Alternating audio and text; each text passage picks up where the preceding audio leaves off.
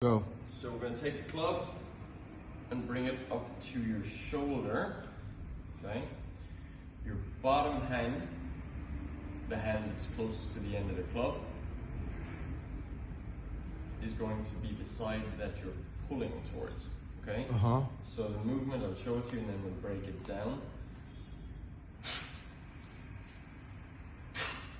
Okay, so we want to start the movement, think pinky. So I'm pulling, I'm going to pull with my pinky and then I'm going to pull with my elbows, really rip it off my shoulder, and when I get that momentum, it's going to start coming down, okay? Then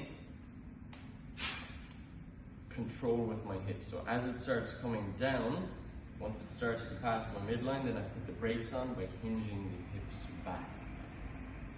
What you're most likely going to do is start hinging the hips first, going this way, and then arching the back to get it up. So I want you to really work on staying tall, to rip those elbows across the body. Okay? Tall, tall, tall, rip the elbows, and then drive back.